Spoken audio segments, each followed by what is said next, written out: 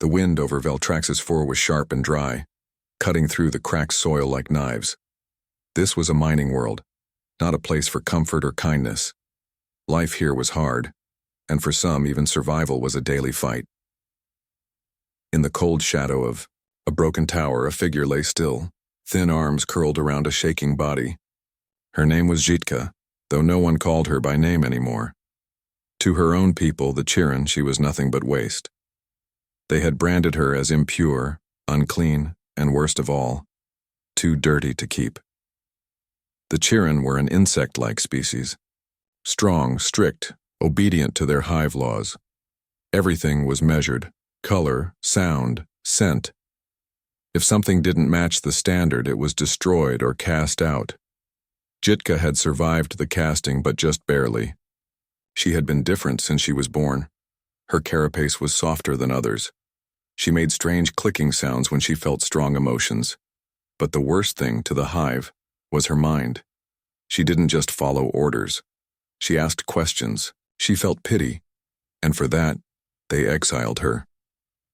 Now, weak from hunger, her legs trembling, her mouth dry, Jitka waited to die. The sun above was bright, but offered no warmth. The nights were even worse, cold, lonely, and filled with sounds of machines and wild beasts. She closed her eyes. But then, footsteps, not the heavy thump of her own kind. These were lighter, with a strange rhythm. They stopped near her. A voice spoke. Not Chirin speech, but something soft and full of warmth. "Hey. You alive?" She opened her eyes, blinking slowly. A shape stood over her. Tall, 2 arms, 2 legs, skin soft and covered in cloth. A human. His name was Nathan Cole, a supply sergeant from Earth. He had been checking the outer fields for old mining gear when he saw the figure lying in the dust. At first he thought it was a broken drone, but as he got closer he realized it was something alive, something left behind. He crouched beside her. "You need help?" Jitka hissed weakly, lifting one claw to shield herself. Nathan didn't flinch. He slowly took off his helmet and placed it beside him. He pulled a canteen from his belt and opened it, then held it out. "Water. Drink."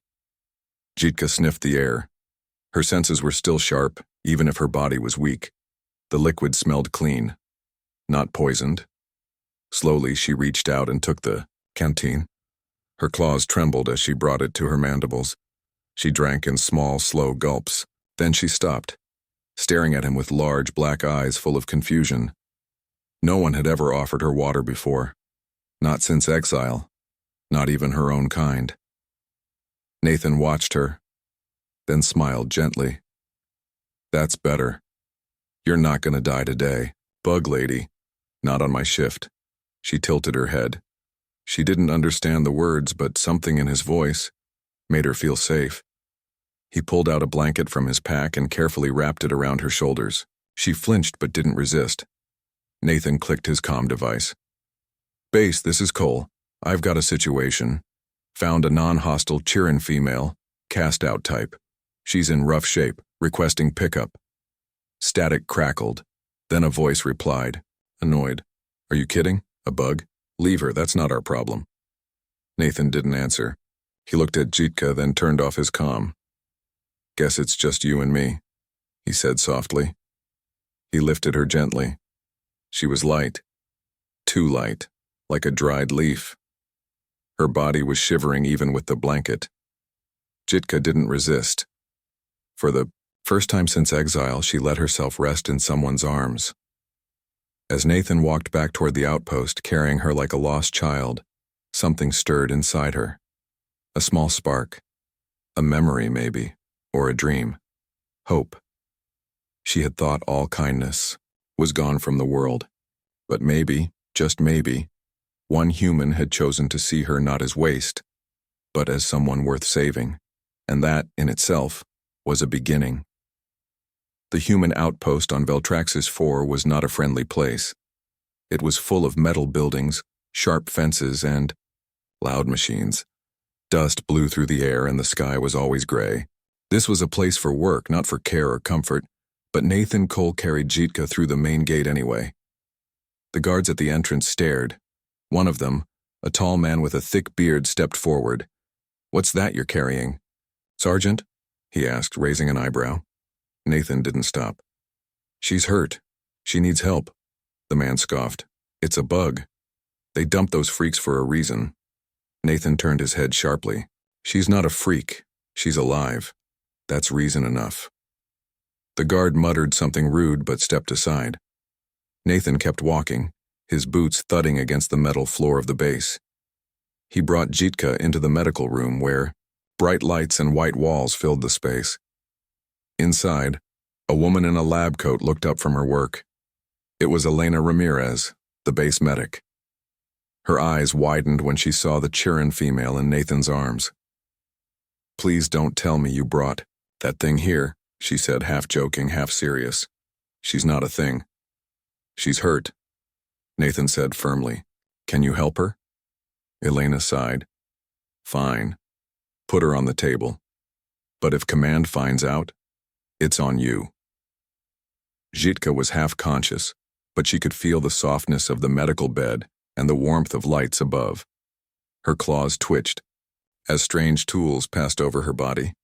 She flinched but didn't strike. She had already learned that the human male meant no harm. Elena worked in silence for a while. She cleaned Jitka's wounds, gave her a protein solution through a needle, and scanned her vital signs.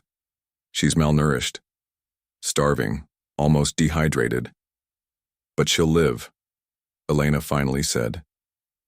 Nathan let out a breath. "Thank you." Jitka turned her head toward him.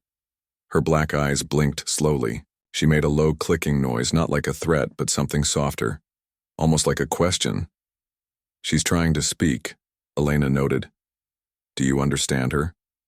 "No," Nathan replied. "But it doesn't matter. I think she understands me." He looked down at Jitka. "You're safe now." That night, Nathan brought her to a storage room near his quarters. It was small, but warm. He placed a sleeping mat on the floor and brought a few blankets. Jitka sat on the mat watching him with wide eyes. He pointed to himself. "Nathan." She tilted her head. He tapped his chest again. "Nathan." Then he pointed to her. She looked confused. "You have a name, right?" he asked. She clicked, twice. "Jitka." Nathan smiled. "Jitka. Got it." He paused, then added softly, "Nice to meet you." Over the next few days, Jitka grew stronger. She ate small meals, drank water, and walked slowly around the base. Some of the crew avoided her. Others made rude comments. One technician said, "Is the sergeant starting a pet zoo?" Another whispered, "Maybe he's just lonely." Nathan ignored them. Every time Jitka heard those words, she lowered her eyes.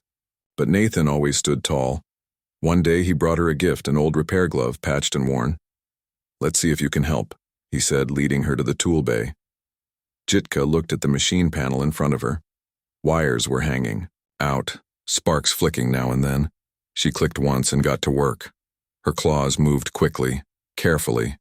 She twisted wires, realigned circuits, and sealed cracks with a welding spark.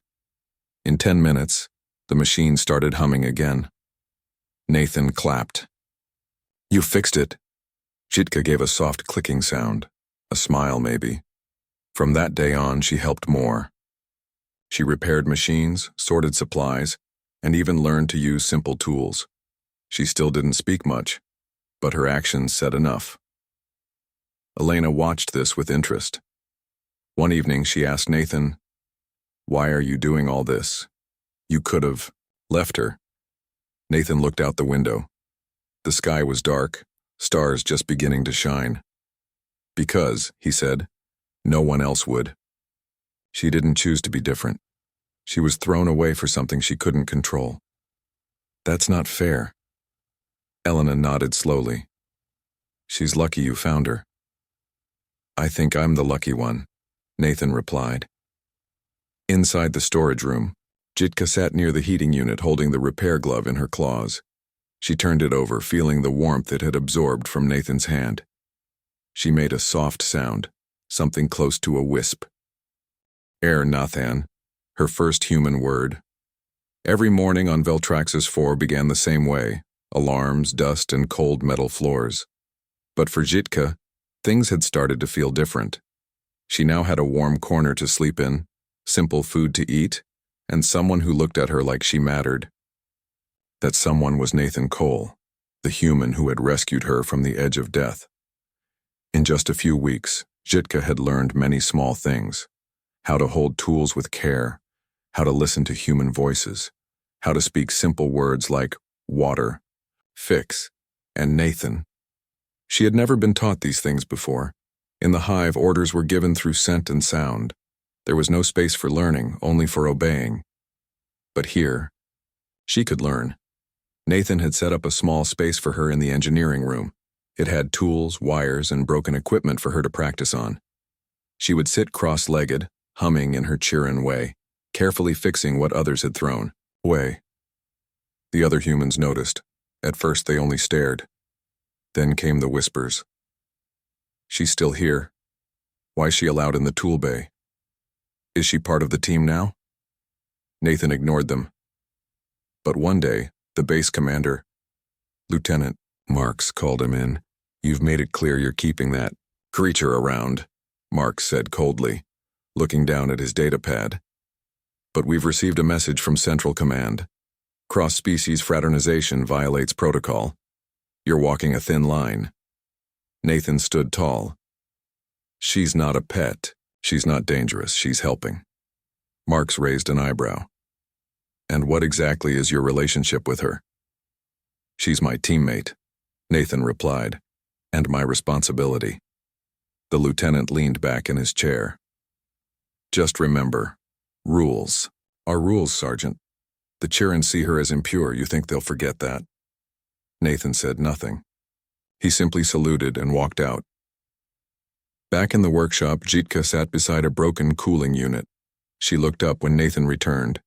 He smiled at her, but she could see the tension in his face. You okay? She asked, using the human words, slowly. He nodded. Yeah, just, be careful, Z. Jitka blinked. Z? It's a nickname, he explained. Short for Zitka. She made a soft clicking sound, one Nathan now understood as a sign of happiness. From that day on, Z became her name. Elena, the medic, started visiting more often. She brought Z books, picture guides with simple words. Z would sit by the heating unit and trace letters with her claw, repeating sounds softly to herself. Elena watched her one evening and said to Nathan, You know, she learns faster than some of our recruits. Nathan chuckled. She's smart, smarter than they ever gave her credit for. That night, something special happened. Z followed Nathan to the surface to check a broken fuel pipe. The wind was harsh, and the sky was full of orange clouds. As Nathan opened the pipe panel, a large beetle-like drone scuttled out and hissed. Before Nathan could react, Z stepped between them. She hissed back, louder, and raised her claws. The drone paused, then turned and crawled away. Nathan stared. You saved me. Z looked at him calmly. You saved me first. They stood in silence for a moment. Then Nathan laughed. Fair enough. Their bond was growing, slowly, but real. The next day, something strange happened. Z joined the crew for lunch in the mess hall. It was quiet at first.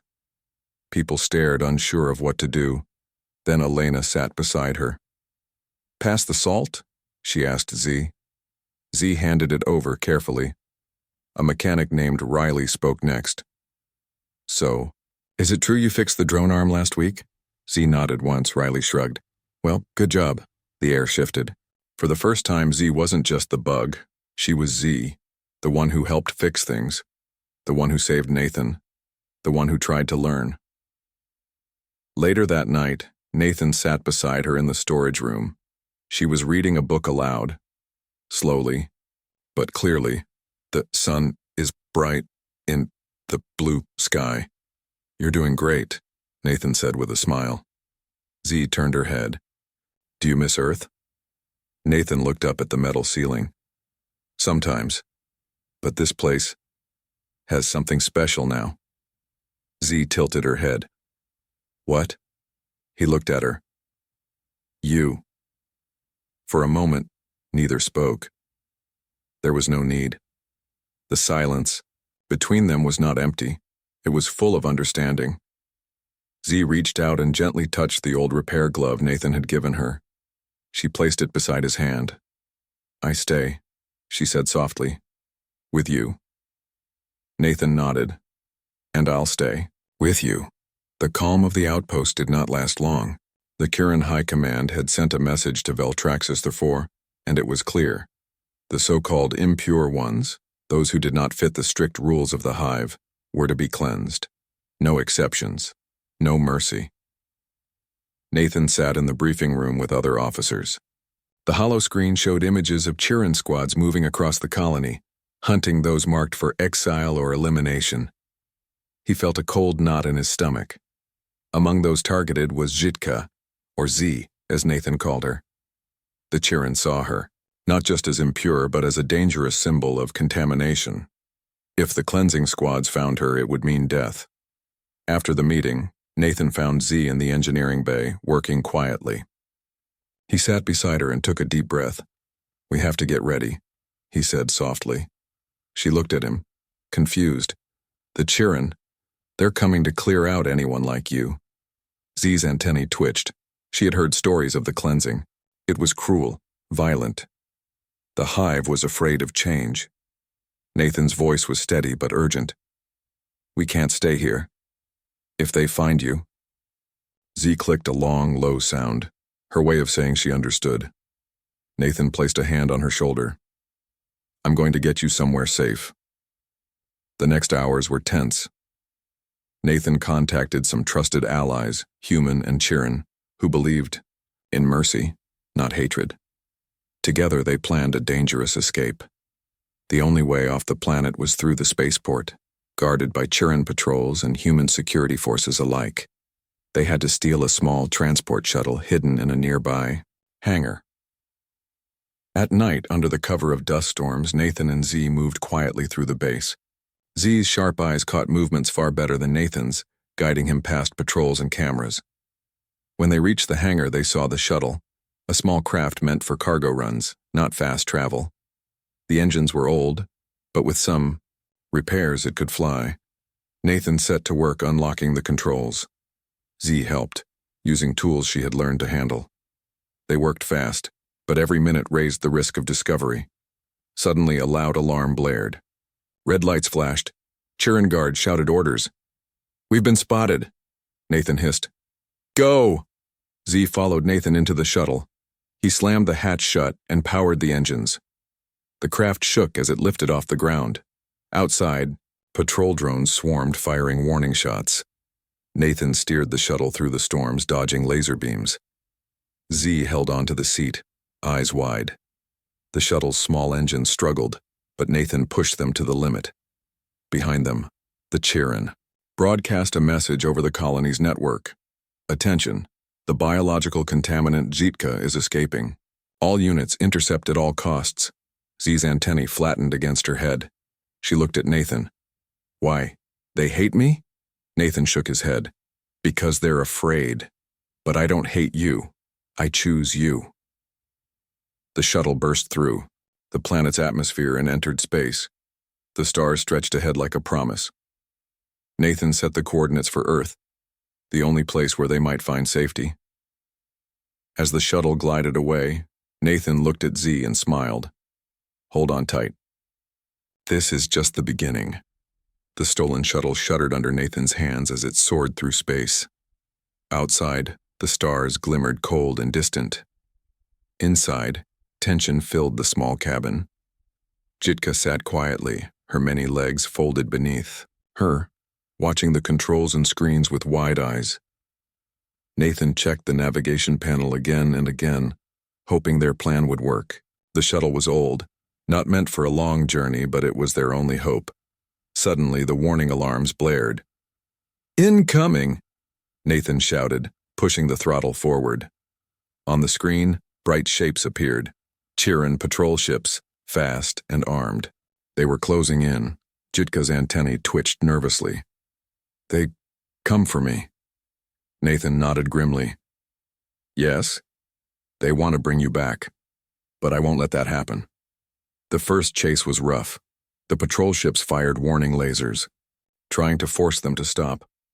Nathan weaved through asteroids and debris fields using every skill he had. Jitka gripped the armrest tightly. She had never been in space like this before. The shaking, the noise, it was scary, but she trusted Nathan. We have to lose them, he said. Hold on. With a sharp turn, Nathan sent the shuttle diving into a nearby nebula, a cloud of gas and dust. The patrol ship struggled to follow, their sensors confused. For a moment, the silence returned. Nathan let out a breath. We're safe for now. Jitka looked at him. You protect me. He smiled. Always. During the quiet hours, Z grew weaker. Nathan noticed her breathing was shallow, her movements slower. Are you okay? He asked, touching her shoulder gently. She looked away, then whispered, I am carrying life. Nathan froze.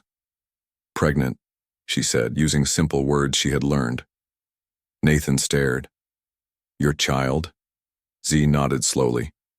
The news filled the small cabin with new urgency. Their escape was no longer just about survival. It was about protecting a future. Nathan worked quickly, checking the shuttle systems, calculating fuel. They were too far from Veltraxis 4 to turn back, but Earth was still far ahead.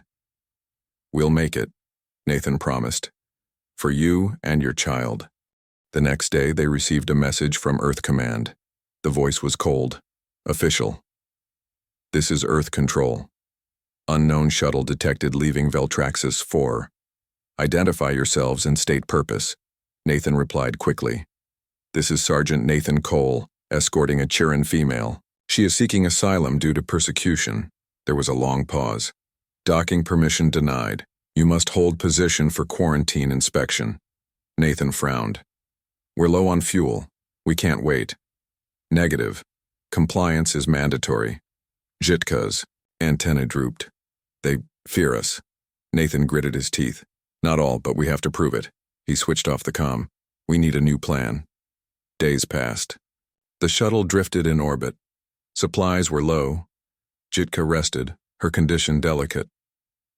Nathan stayed by her side, talking softly, sharing stories of Earth, green forests, blue oceans, warm sunlight. Z listened, eyes shining with hope. One evening, Nathan connected to the shuttle's broadcast system. He sent a message to every planet, every ship, every station. She was thrown away by her people. I chose her, not out of pity, but because she is stronger than any of us. Together, we carry a new hope for two worlds. The message spread quickly, stirring curiosity and support. People began to ask questions. What if the Chirin were wrong? What if this child was the key to peace between species? As the shuttle orbited, a small team from Earth approached. A group of scientists and diplomats ready to listen. Nathan held Z's hand. Help is coming. Z smiled faintly. Thank you, Nathan, for everything. Together they waited for a new beginning. The small shuttle hovered in Earth's orbit like a fragile bird ready to land. Inside, the air was heavy with hope and fear. Nathan kept a steady grip on the controls while Jitka rested on a narrow cot, her breathing slow and steady. The unborn child inside her moved gently, an invisible reminder of the future they carried. Outside the windows, Earth was a brilliant blue and green jewel swirling with clouds. Nathan had seen it many times before, but this time it felt different. This time, it was a promise. But their arrival was not without challenge. Earth. Command's officers waited on the station, eyes sharp, minds full of questions. They were cautious. This was the first time a Chirin female had sought asylum on Earth. Many saw her as a threat. Some called her contamination. Others feared what her presence might mean for Earth's safety.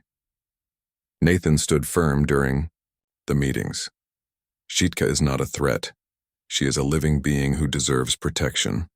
and her child is proof that two species can come together. One scientist, Dr. Monroe, was curious. "You say her child is a hybrid?" Nathan nodded. "Yes. It's a new beginning." The officers debated. Some wanted to quarantine Jitka and her child for months, even years. Others wanted to send them back to Veltraxis Warfor. Jitka listened, quietly. She felt the weight of their decisions pressing on her like a heavy stone. Nathan took her hand. "We'll fight for you, together."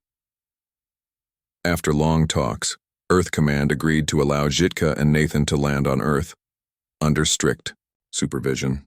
They would be placed in a secure research facility, where doctors could study her and protect her. The shuttle slowly docked at Earth Station Nova, and a group of guards escorted them inside. The station was bright and clean, full of strange smells and noises. Jitka felt overwhelmed.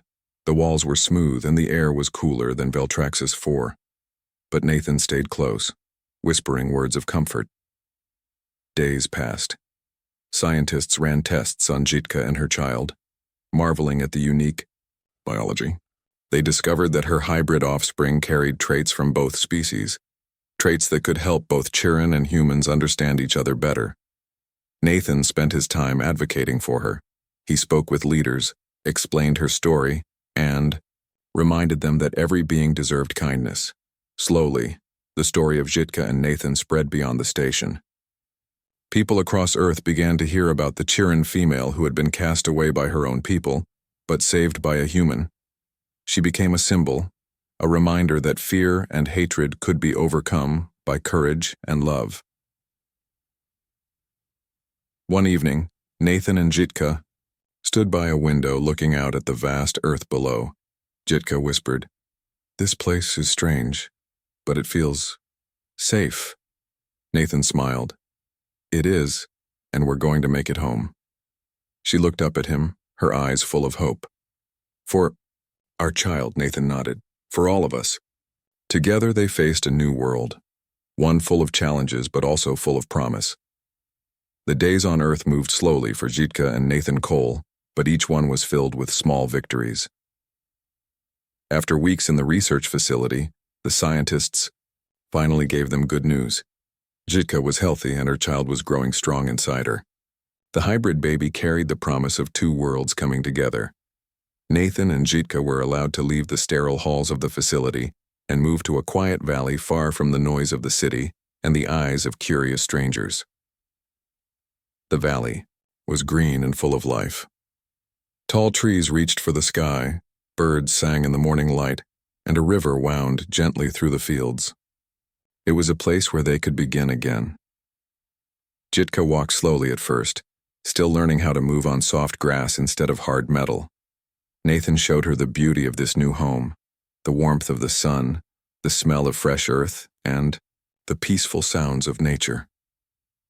One evening, as the sky turned orange and pink, Nathan sat beside Jitka near the riverbank.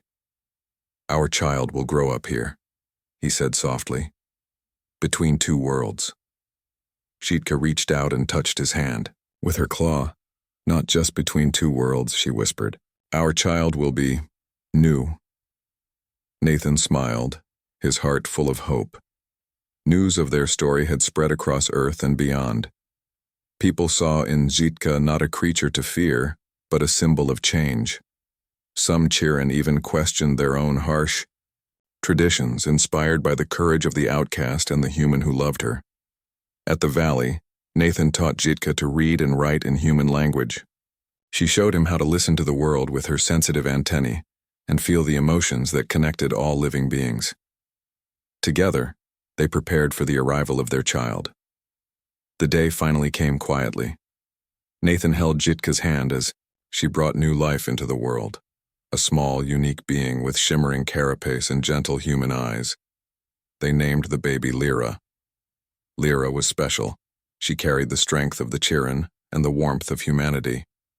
She learned quickly, curious about the sounds, sights, and feelings of her new home. Nathan and Jitka knew their journey was just beginning, but they were ready. They had faced fear, prejudice, and danger, and chosen love and hope instead. Time, others followed their path. More Chirin who felt different found safety on Earth. Humans and Chirin began to understand each other better.